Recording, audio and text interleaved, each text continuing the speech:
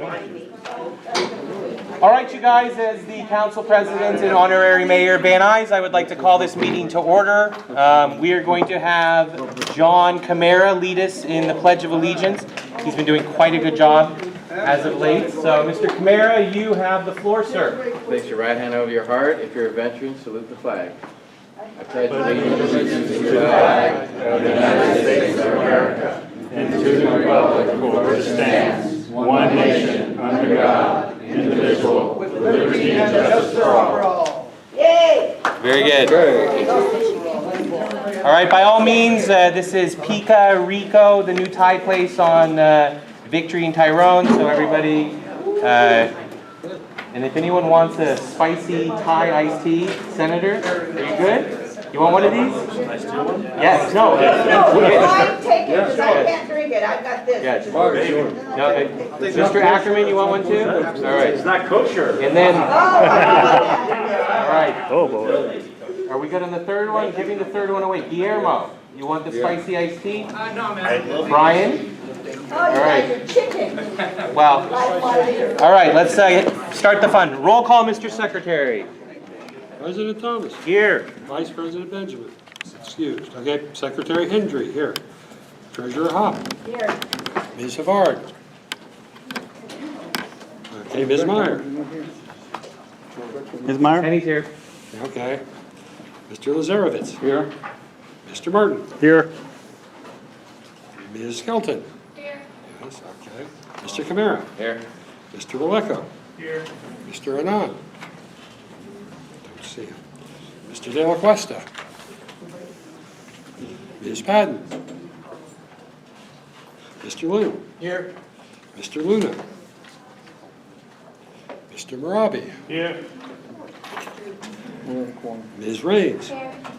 Mr. Robbins. Here. Mr. Knoll. Ms. Asgaria. Here. Okay.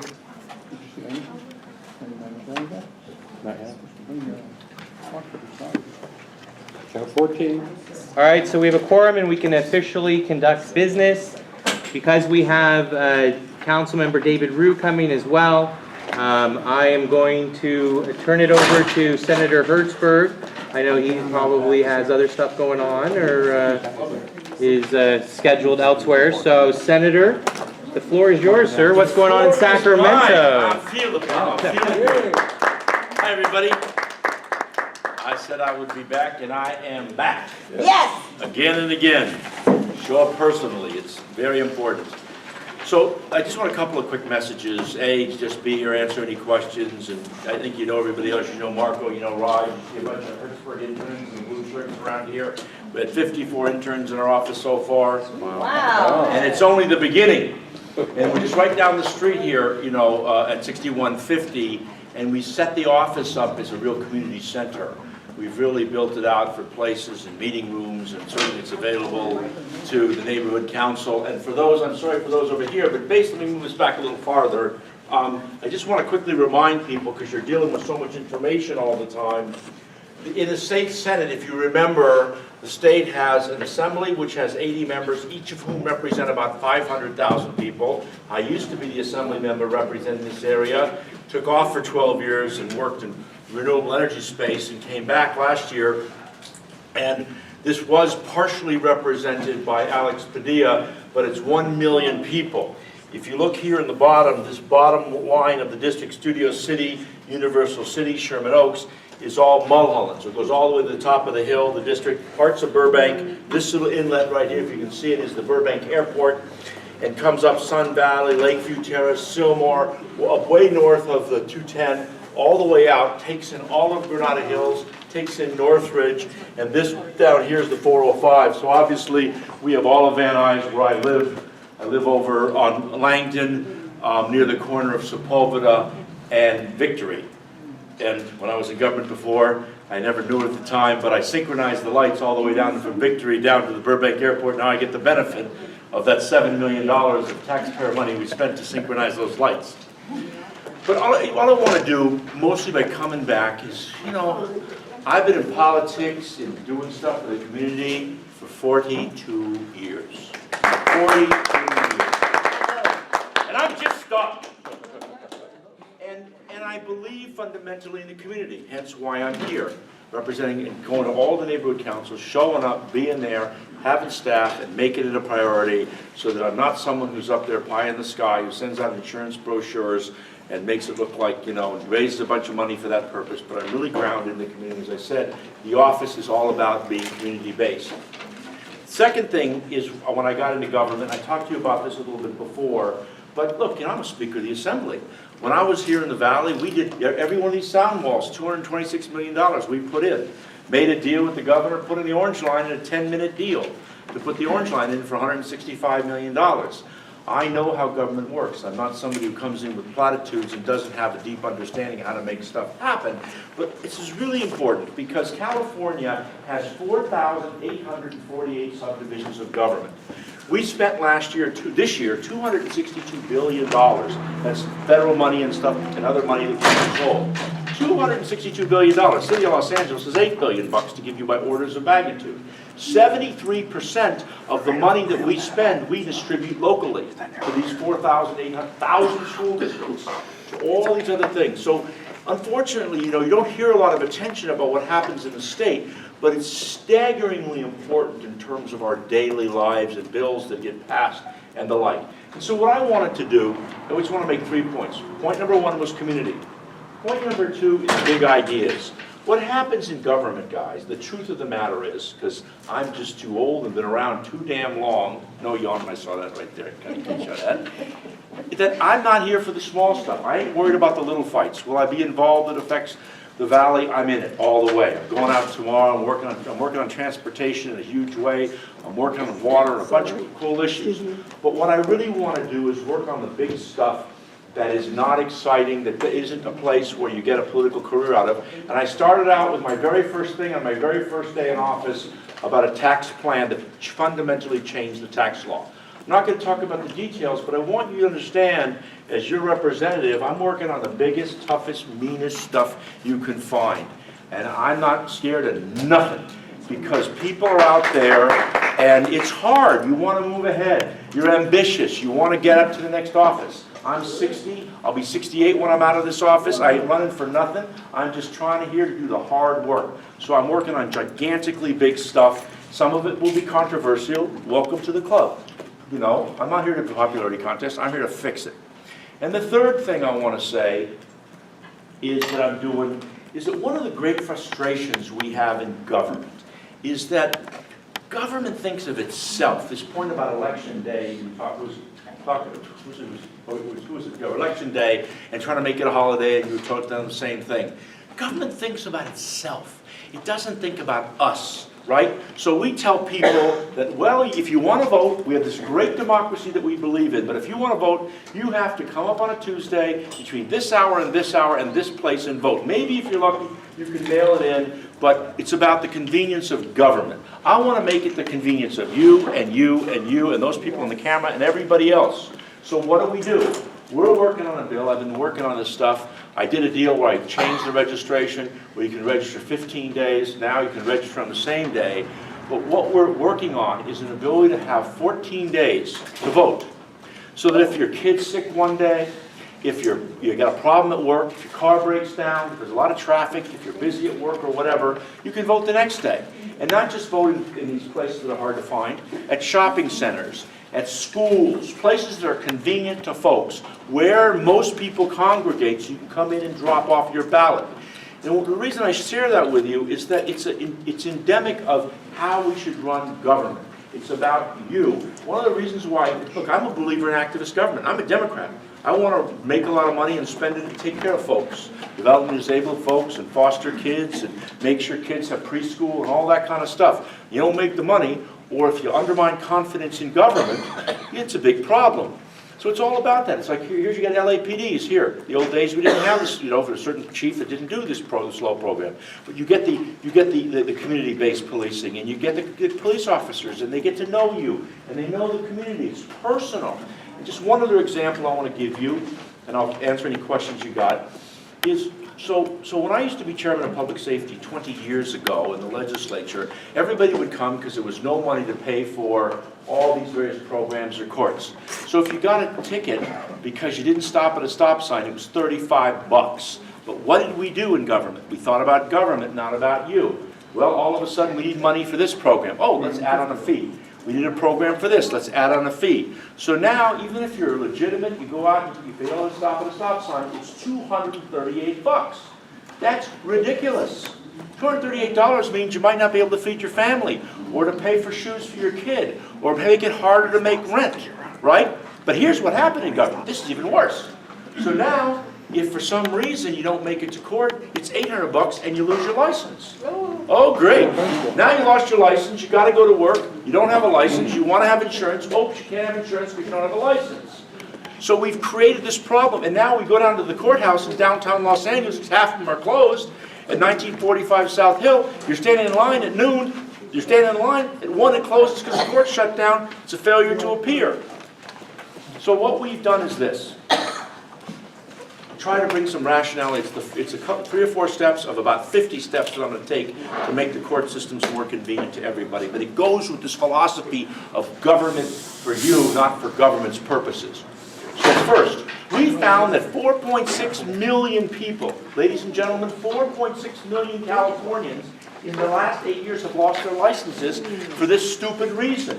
See, all these people running around worried about immigration status of people not without license. People don't have licenses because they couldn't afford to pay a ticket. So what we're doing is depending upon your ability to pay, you're going to be able to pay as little as 20% of the bill. 80% knocked off the bill for purposes of what you owe. Second, you could sign up on a payment program, if it's 10 bucks a month, whatever you could afford based upon what you could afford, so it's convenient for you to pay your fine. And the second you sign up on a program, we're giving your license back. Now, if somebody's doing horrible public safety things, you can't do that. But most things aren't. They're small infractions, small violations. We're giving your license back. Then, in addition, if you want to go to court in America and you want to argue your case and say, Your Honor, no disrespect to the LAPD, but they were looking the other way when this thing, and they're wrong, and I got a video on it, right?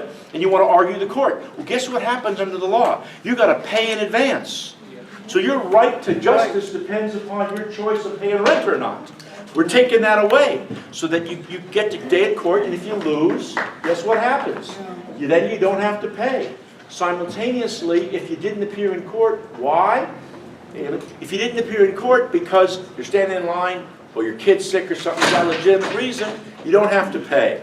The point is that I'm trying to make to everybody is to create a government that starts with you and your life and your convenience and figures out how to create a system, whether it's voting, whether it's getting a traffic ticket. It's going inch by inch through every aspect of government to make it better for you. So by and large, deep community involvement, common sense approach, big picture think.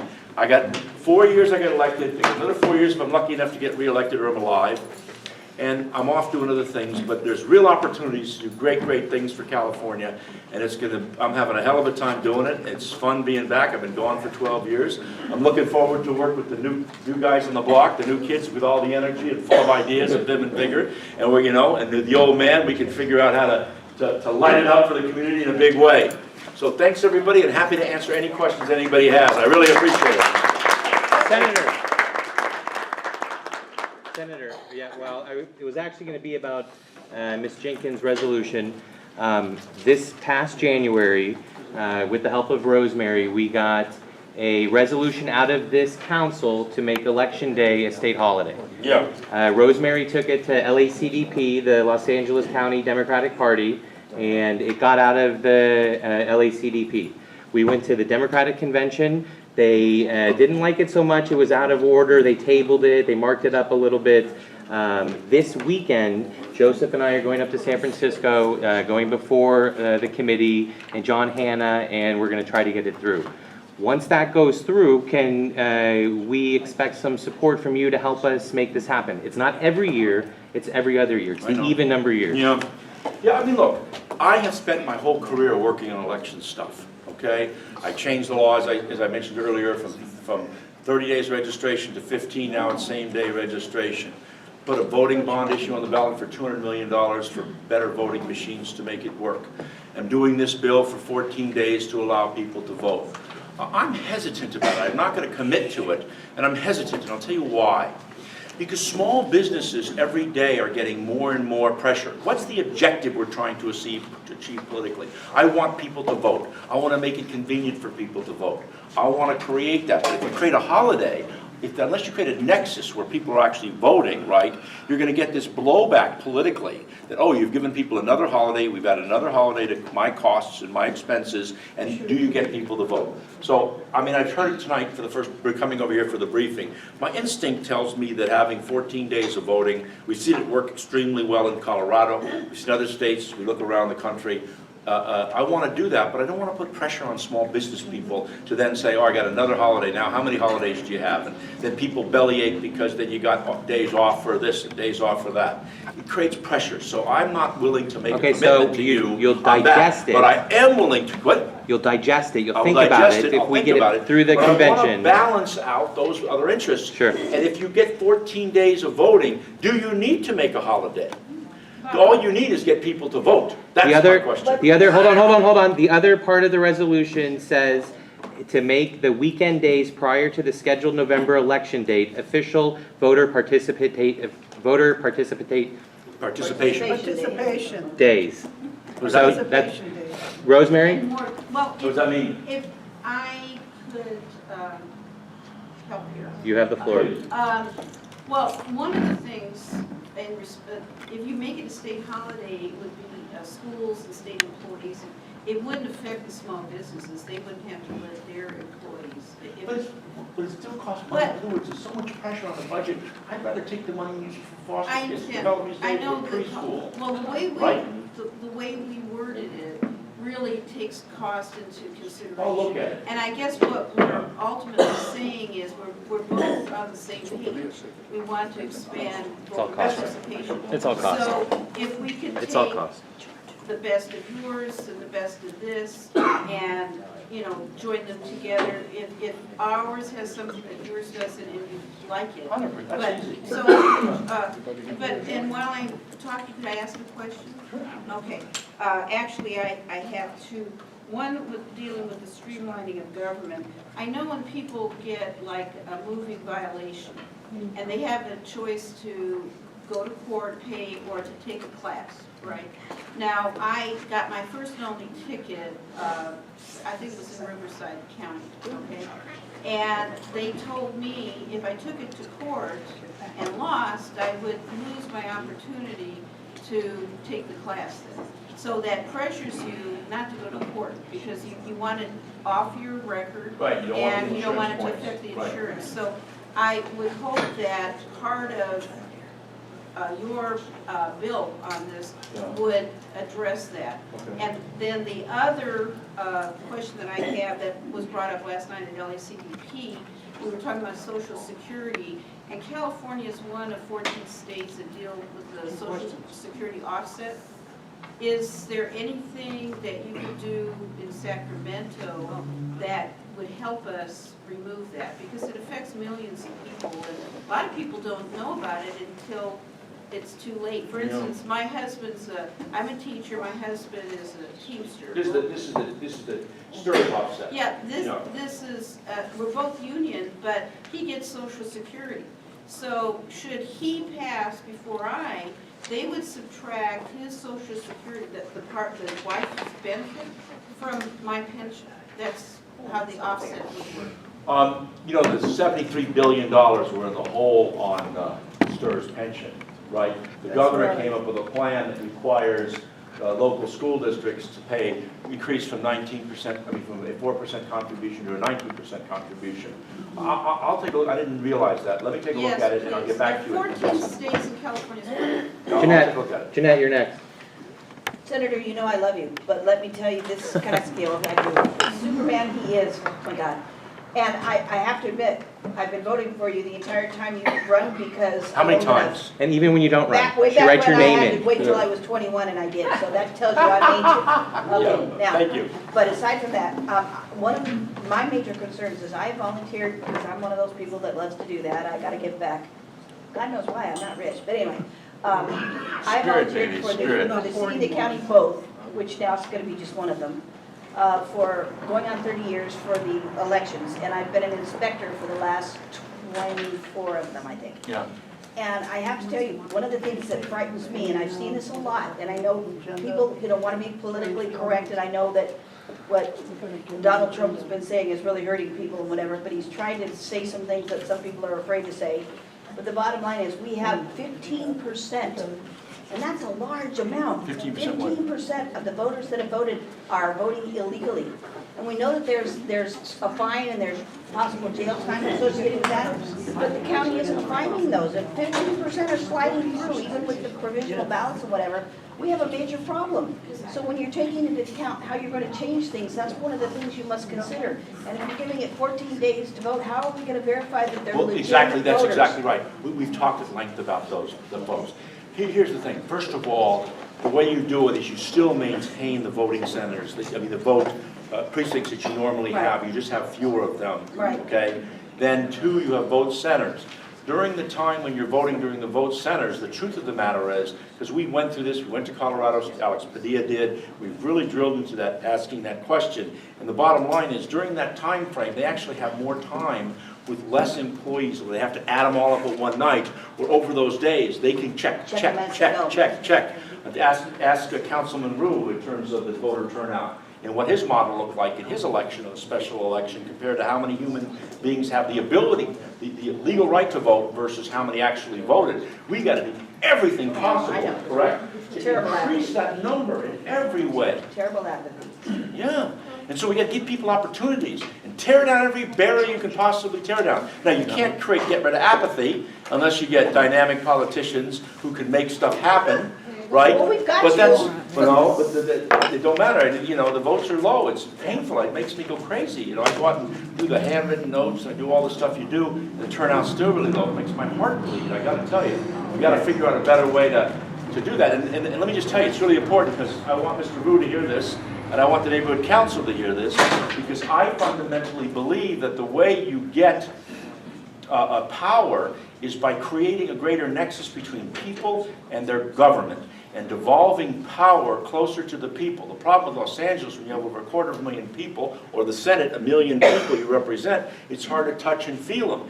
If you look at the 482 cities in California, the smaller cities actually have much greater participation. You had something like 68% turnout in the city of San Fernando when they had all their controversies going on that you don't have here, right? And then lastly, which I just gave to your honorary mayor, Robert M. Hertzberg, recapturing the vibrancy of Los Angeles by creating a sense of place, excitement, willpower, and commitment, which is taking you guys at the neighborhood councils and giving you constitutional authority as the form of boroughs, which before I die, if I'm old enough, if I last that long, I'm coming back and I'm going to do it. Because that will really help in conjunction with the council to really create connectivity to communities. And that's the way you get participation. But once he's turned out of the Senate, he's running for neighborhood council. Maddie, Are you serious? I'll let him take your job, but Maddie, you're recognized. only if he does it. Thank you, Council President. It's very nice to meet you. I think you started about December 4th, and if you asked Marco by Christmas, your office had heard from me. I'm very active in politics. In fact, with Council District 4, I was familiar with one of the candidates not being ethically inclined, and I proactively went to the LA Times to make sure the voters got good information, and now we have a good councilman in District 4. A couple of weeks ago, I met with a beautiful woman named Eveline. Eveline Bravo Ayala. And on Friday, we're going to meet with Deb Dees with Bureau of Sanitation, because you're working on a lot of green infrastructure. Yes, I am. And Deb's got a vision called grass, so we're going to be writing all over your walls on Friday. Good. I got writable walls. During my meeting in your office, would you, Councilwoman, please hold up that booklet that I gave you? We tag team on this council, and Maria is our Parks and Recs and Outreach Chair. I'm the Sustainability Committee Chair. And so we're going to be using your booklet a lot to be recruiting and engaging the community. I'm helping Valley Village. They have an HPAWS issue going on. I don't know if you've been keeping up with the local issues and daily news or not, but one of the houses was connected to Marilyn Monroe. Oh, yeah, I do know. And so there's a young lady who's extremely whip smart, and we're so lucky that she's on our side and not developer's side. Her name's Jen Getz, and Jen's been kicking butt. Today she met with Kevin Keller and Mayor Garcetti's office, took 7 people with her to let them know what's going on, boots on the ground. So it's very nice to meet you. I look forward to working with you. Maria and I will be using your space a lot. And Very good. Thank you, Maddie. I love it.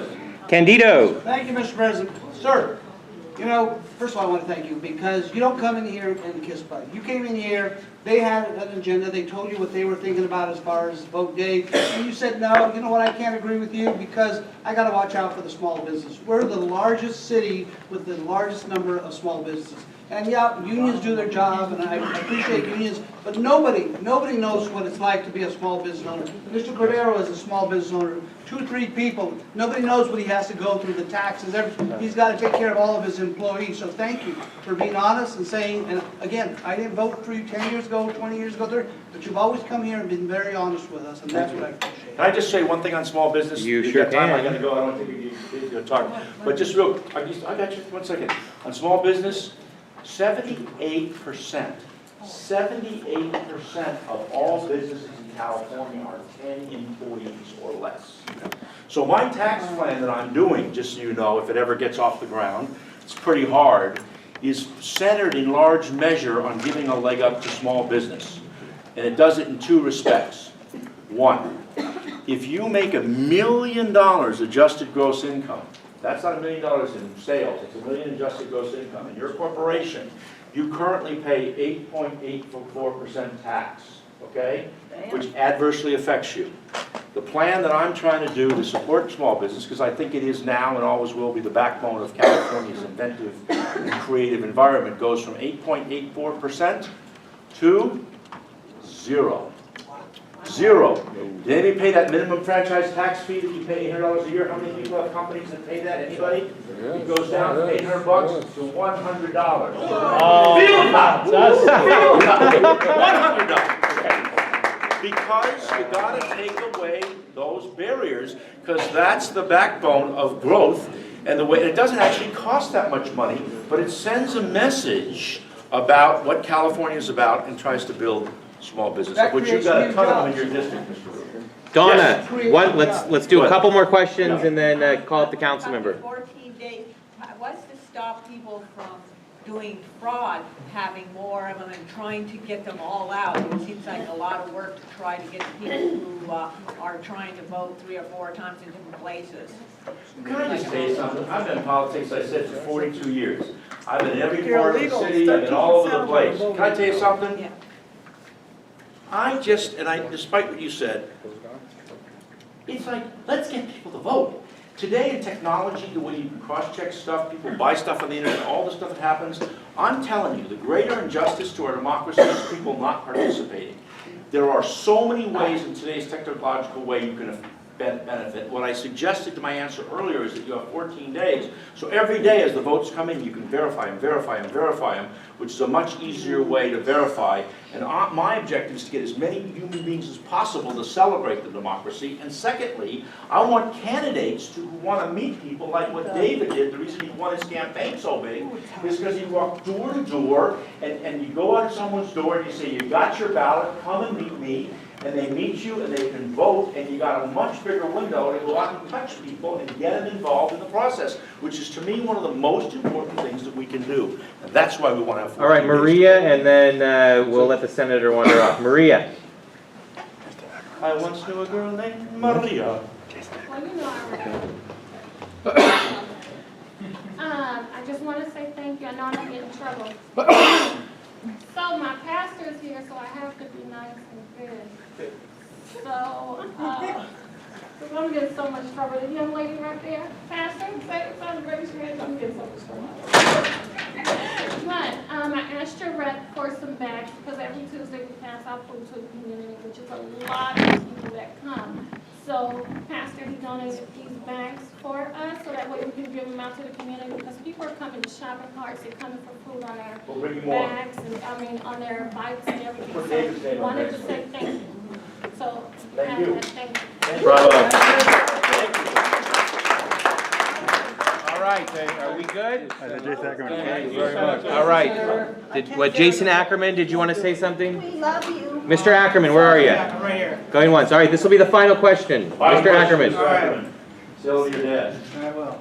All right, so Senator Hertzberg, you're very interested in technology, you're very interested in election reform. Our neighborhood council system is about to embark in a pilot program in this upcoming cycle of online voting. Really? Is that something that you'd be interested in? Absolutely. I mean, it goes to the fraud issue in a big way. I tried to do this 10, 12 years ago when I exchanged this, but it's harder, but we got to move down that way. I think ultimately that's what it's all going to vote. You go to Korea, and they vote on their phone, they get all the messages on their phone on the same day. It dramatically pops the participation. There's a bunch of experiments around the world, but I absolutely love it. That's a big deal. Big deal. All right. Thanks, All right, ladies and everybody. gentlemen, Robert Thank you. Hertzberg.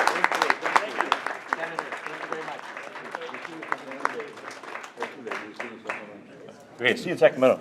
Thanks. All right, it is my great honor and privilege to introduce the new council member from CD4, David Rue. David, congratulations. 안녕하세요. 감사합니다. 감사합니다. The floor is yours, sir. Thank you. Thank you, Senator. Thank you. Hey, baby. Hey, this guy's a hard worker, man. He's like Magic Man. And you know what? Together we're going to do big stuff. That's it. You watch. We'll talk about a hard worker, Senator Hertzberg, all right? I mean, We're going to do good stuff. Mr. Rue, thank you. Thank you. and it's difficult following the senator. He's With all that- something. He's I mean, definitely people- something else. People tell me I have energy, but He's tough. compared to the senator, I feel like I'm just sitting down. But thank you so very much for inviting me today. I would have been here sooner, but I've been in office for just a little over a month now. Yeah, can you believe it? It feels like every day. Yeah, every day seems like 4 days. So it feels like it's been 4 months already, but it's only been a month. So I'm very happy to be here, and I just want to. I know your neighborhood council is just a little bit into CD4 only, but it's okay because you know what? An arbitrary line on the ground doesn't mean that if you cross the street, it doesn't affect you, right? So, you know, I'm glad that a piece of your neighborhood council is in Council District 4. And for those who've supported, thank you so very much. I very much appreciate this opportunity. I will not forget. I will work hard for the community and for neighborhoods. That's why I ran for communities, ran for neighborhoods. And you know, more importantly, election is over. It's time to move on. No, it's not about, oh, David, that person supported you, that person didn't support you. You know, we're a community, and we move together as a community. And a community is not just made up of people you like, your friends. A community is everyone. People you like, people you don't like, people you agree with, people you disagree with. And we got to move together and forward as a community. And as you know, we got real issues that we got to resolve. So there's no time for pettiness. There's no time for he said, she said. Hey, how are you?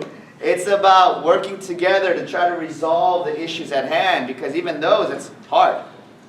So I want to thank you for inviting me here today. I know there's a lot of issues in the Valley. And you know, and another thing, like I said, as neighborhood council, the Valley is together. We got to move together. And I don't know if you know this, but because of the way my district got redistricted, now there are 7 out of 15 council members that represent the Valley or a portion of the Valley. Yeah, so it's, and I want you to know, whenever the council members, we have a meeting up here in Van Nuys, the Valley council members get together for breakfast, and we're talking, making sure that whatever happens, the Valley gets its fair share. So, Very good. thank very you, good. and Hold on before we. yeah, I will, yes, Penelope, but David, will you touch upon your experience in the neighborhood council system? You were on a neighborhood council before. Yes, and I want you to know, neighborhood council is near and dear to me. I've been on the board for neighborhood council for where I live in Wilshire Center for about 3 terms. So I am very well versed with neighborhood councils and the frustrations that you guys deal with. And, you know, whenever a new council member comes, gets elected to city council, there's neighborhood empowerment. We're done, right? Department of Neighborhood Empowerment is located at. And it usually falls where it's a committee where nobody wants to be on. I actually wanted it. And because there's so much that could be done for neighborhood councils, the support. And I know the frustrations. I mean, everyone talks about, and every neighborhood council is different. Because it's all, and you guys are volunteers and giving up your time, your energy, you know, I mean, it's a lot of hard work. And sometimes we wondered in my neighborhood council, I mean, do they want us to succeed? Or what? I know, are they like the barriers and barriers? And the amount that you that's given by city council, the 50, it used to be 75, I believe, and now it's less than, it's about 37. It was down to 37, and now we're gonna get 5 more again. Okay, We're at 42. 4250, 42, so. Well, more than that, I remember in my neighborhood council, even when we tried to use that money for community works, right? Whether you give it to the local police department or whether you're trying to fund some bus benches or whatnot, the amount of paperwork, you gotta be kidding me, right? I mean, it's, do they want, I mean, instead of, when I was on neighborhood council, it felt like, are they trying to help us succeed or help us fail? I mean, make us fail. So I am very well, know about all your issues. I want to do whatever I can to help the neighborhood council system. In Council District 4, we're having a huge community collaborative process. And, you know, I'm happy that the council president has taken interest in neighborhood councils, and that's why instead of, I wish I was part of that committee, but, you know, he took it under his rules, right? But, you know, I'm talking to him, and, you know, he saw what I did in the campaign about bringing communities together, and hopefully gave him a lot of ideas. Because neighborhood council was supposed to be what Senator Hertzberg was talking about, bringing the government to the people. Exactly. Right? And, but in many neighborhood councils, I mean, obviously this neighborhood council, I mean, most neighborhood councils I go to is maybe a quarter of the people, right? And it's hard to even recruit board members in certain neighborhood councils. And then there are councils like yourselves and other councils that are very well organized. So I want to do whatever I can to support you. All right, we'll go Penelope, then Candy. Hey, we're gonna go, we're going Penelope, then I just want to Candy. thank you for hiring Alice Roth because she is like the most awesome person. I'm thrilled. I don't even know what her position is yet, but. She's an awesome person, assistant. Yes, you know, thank you, and I want to introduce my staff. I have 2 of them here today. Alice Roth, she's my senior deputy. Hi, Alice. It'll be good to work with you again. And I have Daniel Park, community ombudsman. And you know, Alice Roth is, earlier on, we didn't want to hire just to hire. We took time to hire the best. And you know, Alice was one of our first hires. And she was actually responsible for the entire district because we were short-staffed. Yeah, and she took a break because, you know, she needed a well-deserved break. And she's going to be responsible for Sherman Oaks and Toluca Lake. Fabulous. And she will be based, right now, we're trying to we still haven't gotten all our offices and the structure and whatnot. We're probably going to move the Sherman Oaks office to a much, it's open right now, but we're probably going to move it to a more user-friendly location, right? Yeah. And I want to also thank you, Nikki was. Yes. Yeah, Mickey's with you guys now. You got a good one. Yeah. Oh, a good one, Yes. yes, we like Nikki a lot. And Nikki and Alice, and that's why, you know, and I value, you know, a lot of people think field deputy, oh, it's a low-level person. No, in my office, I want to make sure it's the most important thing. It's where the rubber meets the ground. Right. That's why I got elected. You know, and when I used to go door knocking, and I say, you know, what can I do for you? What can the city do for you? And people would say, oh, I have this small little issue. You know, I know I don't want to bother you. I don't want to waste your time, but I just want to tell you. And they go, there's this, you know, the sidewalk in front of their house, the tree that needs to be trimmed. And I tell them, you know, true. You know, if we fix that sidewalk or trim that tree, it's not going to change the city, but it affects your life. What if your grandmother comes, what if someone comes, trips, falls, break their hip? It affects your life, right? So it's about, yes, that little pothole in front of your house or that crack in front of your house isn't gonna change the course of city of LA, but to you, to your neighborhood. It means everything. So, and that's what I ran on, and I'm not saying I'm going to fix every single one. We're going to get there. We're going to work hard, and we're going to look through the budget, make sure we're fiscally responsible so we can fix more potholes. I mean, we got the whole neighborhood, the sidewalk program from Public Works at the $31 million that's not enough, but it's a start, and we're going to try to prioritize. I mean, that's what I ran on. And that's why, Alice Roth, Nikki Azari, I wanted to get the best, right? And that's why we got a good team. We want to make sure my field team has all the support in the world because they are my ambassadors. They are, I'm going to empower them to do everything that I could do to help deliver for you guys. Candido. Thank you, Mr. President. Councilman, Friday we had the city council meeting here. 7 members, as you say, represent the San Fernando Valley. But as you noticed, a lot of them were doing everything else. You were paying attention to what the crowd had to say. Yet the crowd was smaller than this, but you were focused on what was being said. I want to thank Mr. Jeff Lynn because I believe he's the one that invited you here, along with the president. And also, I agree with you. It's a community now. We can't say, well, who voted for me, who didn't. But there's a young man, Jacob Lynn, who worked with you, and I saw him out of those streets. I was in every different area, and that young man was everywhere doing his job. Because some people are going to crawl up your leg that went against you, and they'll try to set a nest there. You got to remember, those who worked with you, those who believed in you when nobody else did, those are the people that got you. Yeah, no, Jacob was a rock star. And actually, we met because of Jacob, right? Jacob knocked on your door and talked about it, and she had issues, and came by our office. Yeah, so I mean, Jacob, I'd like to recognize Jacob. He was a rock star in my campaign. Good work, Jake. Jeanette. Thank you, and as a former neighborhood council member, and also now being a city council member, I don't know if you've met him, so I would like to introduce someone with whom you should become well acquainted if you're not already, because he's the chairperson of his neighborhood council. He's a member of LANC, I always get that wrong. He's the co-chair of the Budget Advocates, of which I am also a member. So I would like to introduce you to, if you don't know, Jay Handel, because he's the person with whom you should become well acquainted if you're not, because he's going to work closely with you for neighborhood council business, and he works with Dunn a lot as well. Very good. Maddie, you had a question. I don't have a question. I want to connect some dots for you. It's a pleasure to meet you in person. I hacked away at O'Grady in the comment section of the Times for a while, so you might recognize that's Gary, but it's nice to put a face with the name. I want to connect Jen. I just talked about Jen's work about the HPOS in Valley Village with the senator. That's Hillary's daughter. So Hillary in Sherman Oaks, Jen and I, we're networking, and we're working with Tommy, who does he started Valley Relics Museum. He's in New York. He's going to be getting his own reality TV show.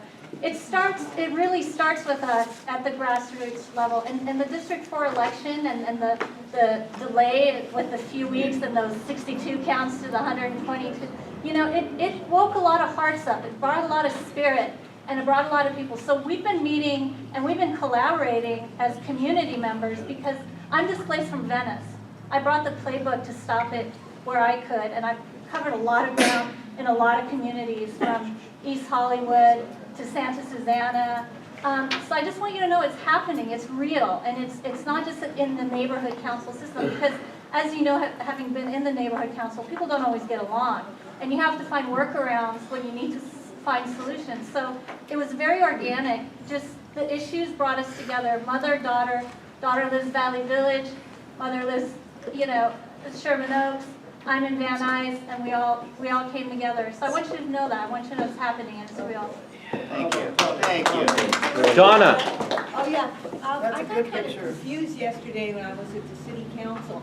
It seemed like you were saying that you weren't going to vote for something because of you wanted more community input, and in the final end, you end up voting for it. And I wasn't sure if you weren't going to get community input or. Oh, we got the amendments. I think what Diane. Donna Pearman. What Donna was talking about was the mobility plan, which I had lots of concerns about, and I don't know if you guys know about the mobility plan.